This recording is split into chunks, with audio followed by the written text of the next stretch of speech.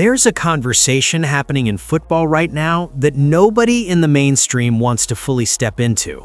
Not because it's complicated, not because it lacks evidence, but because once you say it out loud, you can't unsee it.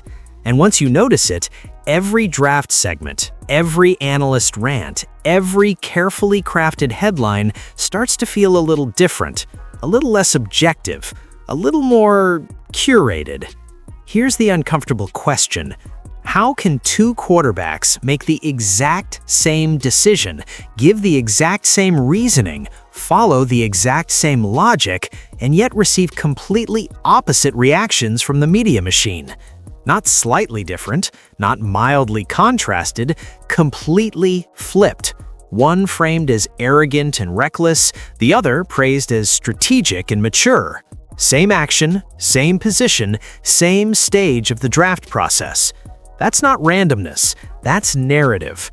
To understand what's really going on, we need to go back to last year when Shedeur Sanders made the decision not to participate in throwing drills at the NFL Combine, choosing instead to throw at his pro day. The response was immediate, loud, polarizing. Headlines questioned his judgment, commentators debated his maturity, social media exploded with hot takes about hurting his draft stock. It was treated like a calculated gamble that backfired before it even happened. But here's the twist. Skipping or limiting combine throwing sessions isn't some unheard-of rebellion. It's actually fairly common among top quarterback prospects. Many projected first-round picks choose controlled environments, familiar receivers, and systems that maximize their strengths. Yet the way it was framed in this case wasn't neutral. It wasn't presented as a strategic choice. It was framed as ego, as defiance, as risk bordering on arrogance. And that framing mattered. Now, fast forward to a different quarterback in a different spotlight making the exact same decision. Same reasoning about chemistry with receivers, same preference for throwing in a structured pro day environment, same logic about timing and preparation. But this time, the reaction feels completely different. Analysts nod along, comment sections praise the leadership, interviews highlight intelligence and composure. So what changed? The rule didn't change, the combine didn't change, the process didn't change. Only the narrative did. And that's where this gets uncomfortable. Because when identical decisions produce opposite headlines, it forces you to question whether the evaluation process is really about football or about perception, whether the reaction is about scouting mechanics or marketable storylines, whether some players are being judged by performance alone, while others are being evaluated through a lens that was already tinted before they stepped onto the field. This isn't about attacking one player to defend another. It's about consistency. It's about asking why the same move can be labeled selfish in one case and strategic in another. It's about examining how quickly public opinion forms and who benefits from it. Sports media doesn't just report stories, it frames them, it shapes them. It decides who becomes the discipline leader and who becomes the risky headline. And when that framing shifts without explanation, fans are left with something that feels less like analysis and more like agenda. Maybe it's coincidence, maybe it's timing, or maybe it's something deeper, something tied to expectations, branding, legacy, and the invisible pressures that surround certain names. Whatever the reason, one thing is clear. When you line up these two situations side by side, the contrast is impossible to ignore. And once you see the double standard, you start noticing it everywhere. But this is just the surface. Because when we break down what actually happened, what was actually said, and how the reaction unfolded in real time, the gap becomes even harder to explain away. Draft season had already reached a fever pitch when Shedeur Sanders made the announcement. Cameras were locked in, mock drafts were updating by the hour, talking heads were searching for anything that could shift the board. And then came the decision he would not be throwing at the NFL Combine. He would wait and throw at Colorado's Pro Day instead. That was it. No scandal, no rule broken, no dramatic confrontation, just a calculated choice about where and how to showcase his arm. But the reaction, it felt explosive. Within hours, the narrative hardened. Analysts began questioning his competitiveness. Some suggested he was overconfident. Others hinted he might be avoiding scrutiny. The language escalated quickly. Instead of treating it as a strategic evaluation decision, it was framed as a gamble, one that could seriously hurt his stock. The implication was clear. This was reckless. And the strangest part? The explanation he gave was straightforward. He wanted to throw to receivers he had built chemistry with. He wanted a controlled environment. He believed a pro day setting would allow him to put his best film forward. That's not revolutionary. That's standard pre-draft strategy for a lot of top prospects. But in his case, it didn't land that way. The coverage took on a tone that felt personal. Segments dissected body language. Pundits speculated about attitude. Social media amplified the loudest criticisms. It wasn't just interesting draft strategy. It became a referendum on character. Words like entitlements and arrogance started creeping into conversations that were supposedly about mechanics and decision-making. And as the weeks dragged on, the combine decision refused to disappear. It followed him into every evaluation. When mock drafts projected movement, the explanation often circled back to the same point. Well, he didn't throw at the combine. It became shorthand, a convenient narrative hook, a simple reason to explain complex draft movement. But here's what made it even more dramatic. The spotlight wasn't just on him as a quarterback, it was amplified by his connection to Deion Sanders. Every story seemed to carry that subtext. Was this confidence or influence? Was this independence or privilege?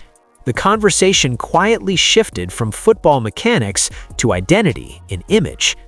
The decision that should have lasted one news cycle turned into a character study. And once that perception set in, it didn't loosen its grip. Even when scouts acknowledged his arm talent, even when analysts admitted pro day throwing sessions can be just as revealing, the combine choice had already been stamped into the storyline. It became part of the explanation for every projected slide and every critical segment. That's how fast it happened. A routine draft strategy transformed into a defining controversy, a professional decision reframed as a flaw. And by the time draft night arrived, the narrative had been repeated so often that many fans accepted it as obvious truth. But here's the thing. This wasn't the first time a quarterback skipped throwing drills in Indianapolis. It wasn't even rare. So why did this instance ignite such a storm? That question is where things start to get interesting. Because once you compare it to similar decisions made by other prospects, the difference in tone becomes impossible to ignore. And that contrast is where the firestorm starts to look less like coincidence and more like design. If you strip away the emotion and the headlines for a second, the decision itself really isn't that radical. In fact, among projected top quarterbacks, it's almost routine. Every year, at least one highly ranked passer chooses to limit or skip certain drills at the NFL Combine. Not because they're scared, not because they're hiding, but because the draft process is as much strategy as it is spectacle. The Combine is designed to create equal testing conditions, standardized receivers, standardized routes, standardized timing. That sounds fair on paper, but for quarterbacks, rhythm and chemistry matter. Timing isn't just mechanical, it's built over months, sometimes years of repetition with specific teammates. The ball comes out differently when you know exactly how your receiver breaks on a curl, how he adjusts on an out route, how he accelerates downfield. That split-second familiarity can be the difference between an overthrown pass and a perfect spiral. So when elite prospects choose to wait for pro day, they're often choosing controlled routes, controlled pace, controlled evaluation. It's not rebellion, it's optimization. There's also risk management involved. The Combine isn't game film, it's a snapshot. One mistimed throw under unfamiliar conditions can dominate social media for days. Clips get replayed, narratives form instantly. And scouts, despite insisting they rely mostly on film, are still human. They see what everyone else sees.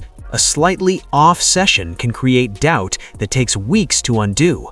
That's why many prospects with strong tape don't feel pressure to prove something in a scripted setting. If a quarterback has a full season of high-level performance on record, the combine becomes less about validation and more about exposure. And exposure isn't always beneficial when the spotlight is already intense. There's another layer people forget to mention: agent strategy. By the time a top quarterback reaches draft season, advisors are deeply involved. They assess draft projections, team interests, and potential landing spots. If a player is already positioned near the top of the board, unnecessary risk can feel irresponsible. It's about protecting value, not chasing optics. And history supports that approach. Multiple first-round quarterbacks over the past decade have either skipped throwing sessions or participated selectively. Some chose interviews and medical evaluations but avoided drills. Others waited for pro day entirely. Rarely does it trigger a wave of character critiques. Often, it's described as standard practice for a top prospect. Which makes the contrast even more difficult to reconcile. If skipping throwing drills has precedent, if it aligns with risk management logic, if it's supported by agents and draft advisors, then why did one particular decision morph into a cautionary tale? Because here's the reality. The combine isn't just about scouting, it's a media event. It feeds the content cycle. It creates storylines in real time. When a big-name quarterback declines to participate, it opens a vacuum, and vacuums get filled with speculation. Was it strategic, or was it fear? Was it calculated, or was it overconfidence? The truth is usually simpler than the narrative that forms around it, but simplicity doesn't generate debate segments, and debate segments drive ratings. That's where things start to shift, because the same strategic logic that protects one quarterback's draft projection can be interpreted very differently depending on who's making the choice. The mechanics of the decision don't change, the logic doesn't change, but the tone, the framing, that's where everything begins to diverge. And once tone changes, perception follows.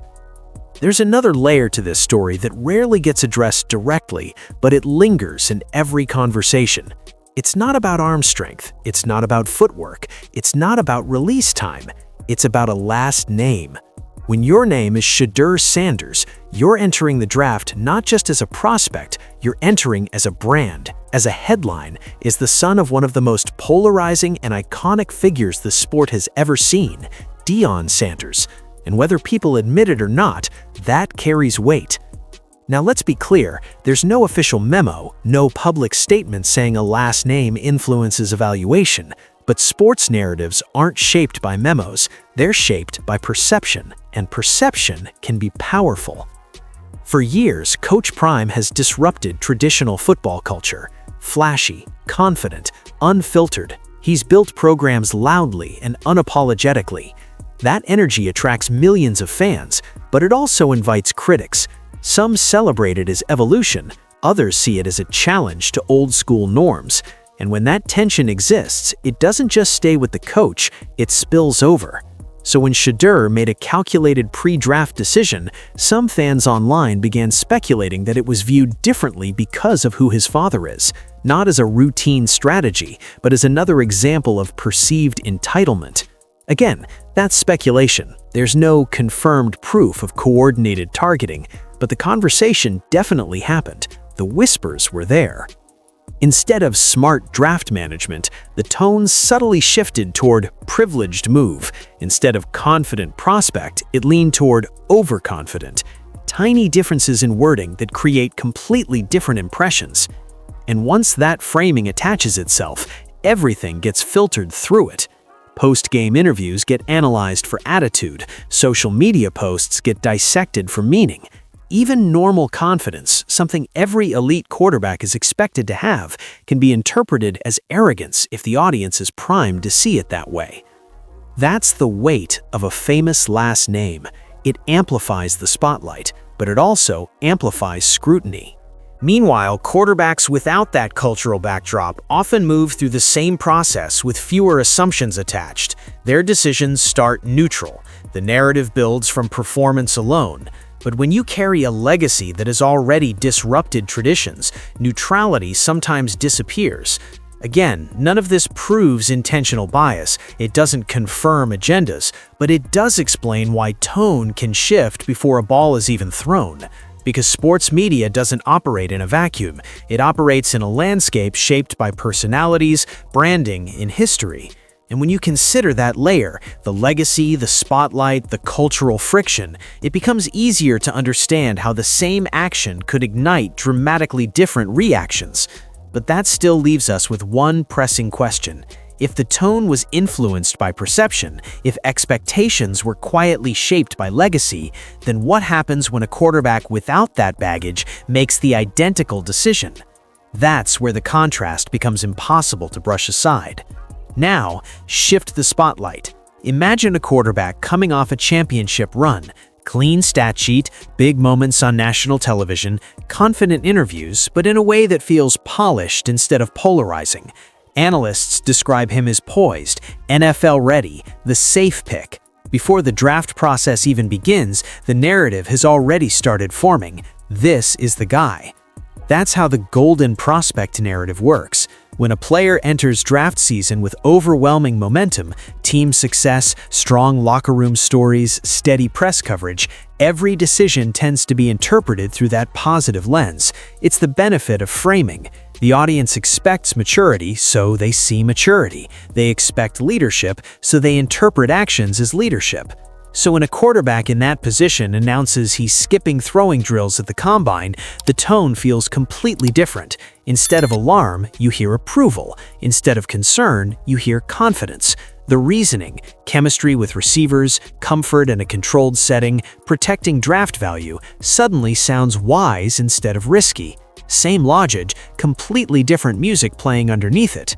Analysts nod along, comment sections fill with comments about smart business decisions, interviews highlight preparation, not avoidance. The narrative protects the prospect rather than testing him. And here's the critical difference, the baseline assumption. With a golden prospect, the starting assumption is competence. The story begins with trust. Every move reinforces that trust. If he limits participation of the combine, it's strategic. If he declines certain drills, it's calculated. If he controls exposure, it's professional. The headlines reflect that assumption. Confident in his tape, focused on pro-day performance, prioritizing chemistry with his receivers. Notice what's missing.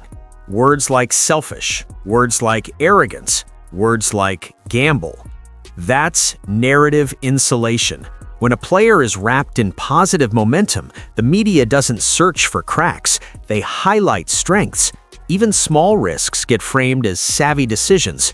The benefit of the doubt isn't earned in real time, it's pre-installed. And once that insulation exists, it becomes nearly impossible for identical actions to generate identical backlash. Because the public rarely judges a decision in isolation, they judge it based on the story they've already been told about the person making it. If the story says disruptor, then restraint feels defiant. If the story says leader, then restraint feels disciplined. That's why the comparison matters.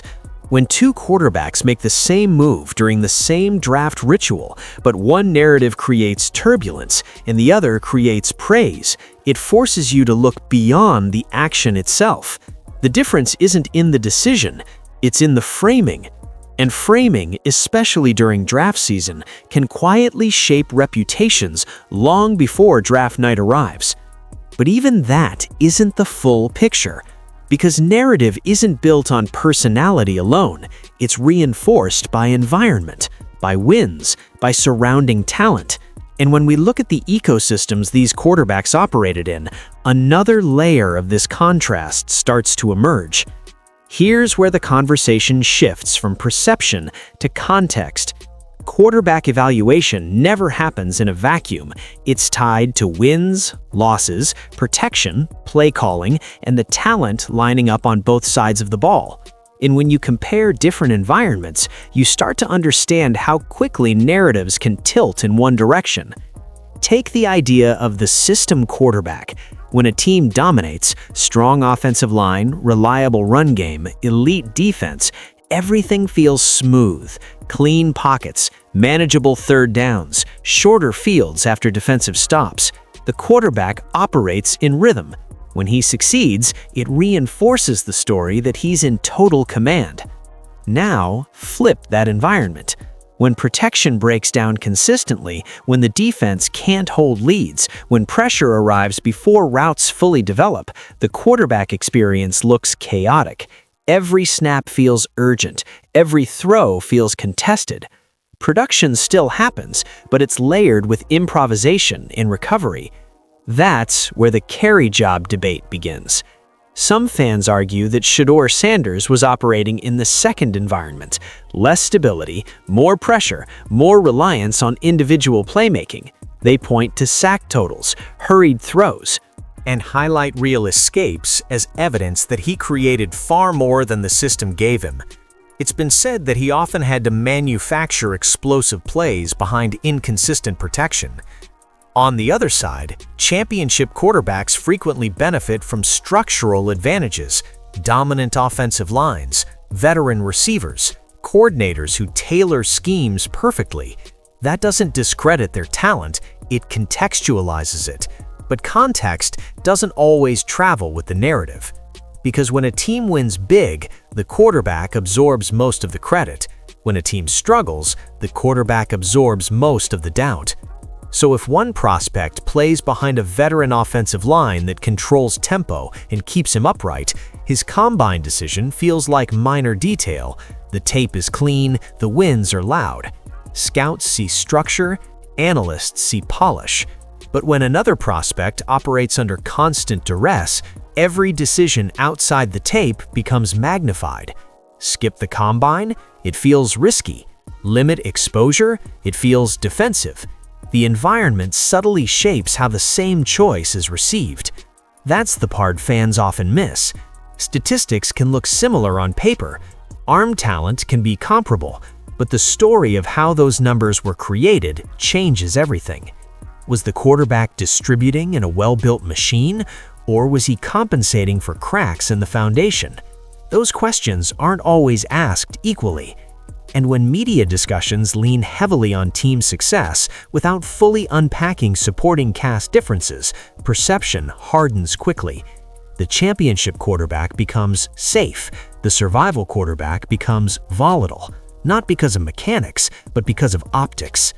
So when draft season arrives and both players make identical strategic decisions, the groundwork for different reactions has already been laid.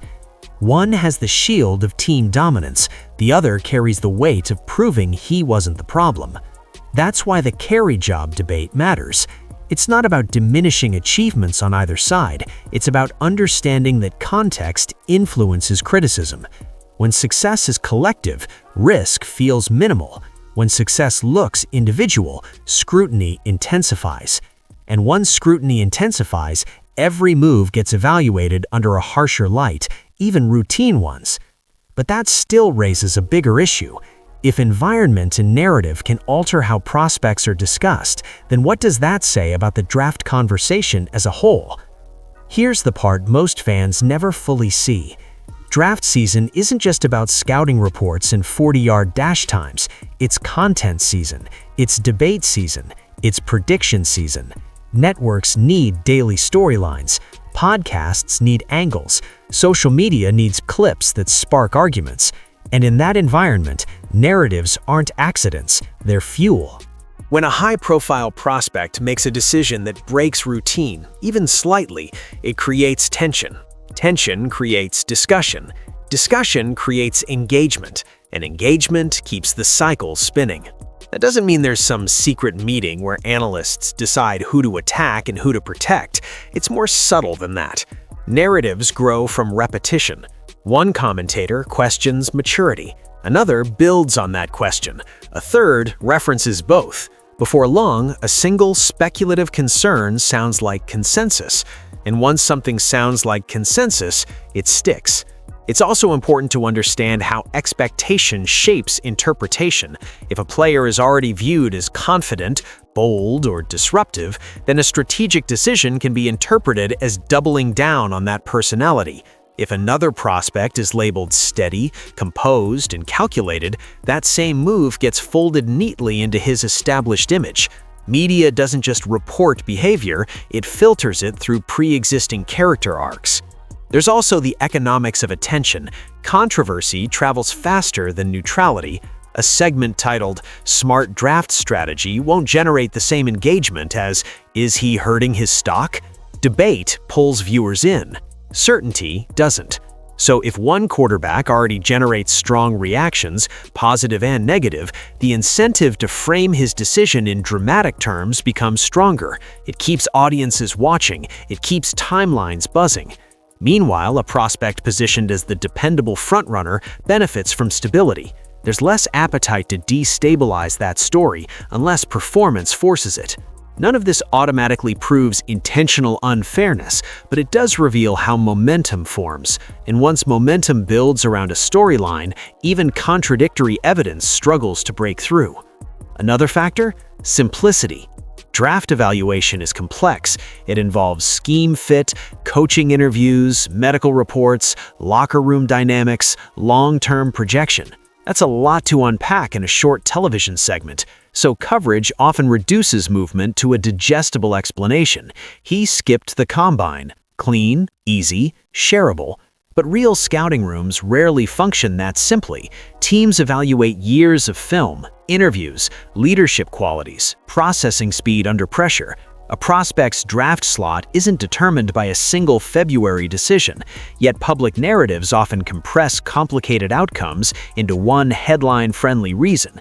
And once that simplified explanation spreads, it becomes the shorthand. Fans repeat it, commentators reference it, it evolves into accepted truth, even if insiders know the process was far more layered. That's how narrative power works. It's not loud, it's not always malicious, but it's consistent. It rewards stories that fit neatly into existing character portraits and amplifies those stories until they define a player. When a high-profile prospect makes a decision that breaks routine, even slightly, it creates tension. Tension creates discussion. Discussion creates engagement, and engagement keeps the cycle spinning. That doesn't mean there's some secret meeting where analysts decide who to attack and who to protect. It's more subtle than that. Narratives grow from repetition. One commentator questions maturity. Another builds on that question. A third references both. Before long, a single speculative concern sounds like consensus. And once something sounds like consensus, it sticks. It's also important to understand how expectation shapes interpretation. If a player is already viewed as confident, bold, or disruptive, then a strategic decision can be interpreted as doubling down on that personality. If another prospect is labeled steady, composed, and calculated, that same move gets folded neatly into his established image. Media doesn't just report behavior, it filters it through pre-existing character arcs. There's also the economics of attention. Controversy travels faster than neutrality. A segment titled "Smart Draft Strategy" won't generate the same engagement as "Is he hurting his stock?" Debate pulls viewers in. Certainty doesn't.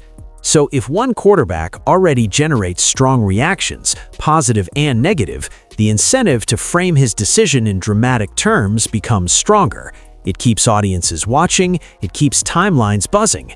Meanwhile, a prospect positioned as the dependable frontrunner benefits from stability. There's less appetite to destabilize that story unless performance forces it. None of this automatically proves intentional unfairness, but it does reveal how momentum forms. And once momentum builds around a storyline, even contradictory evidence struggles to break through. Another factor? Simplicity. Draft evaluation is complex. It involves scheme fit, coaching interviews, medical reports, locker room dynamics, long-term projection. That's a lot to unpack in a short television segment, so coverage often reduces movement to a digestible explanation. He skipped the combine. Clean, easy, shareable. But real scouting rooms rarely function that simply. Teams evaluate years of film, interviews, leadership qualities, processing speed under pressure. A prospect's draft slot isn't determined by a single February decision, yet public narratives often compress complicated outcomes into one headline-friendly reason.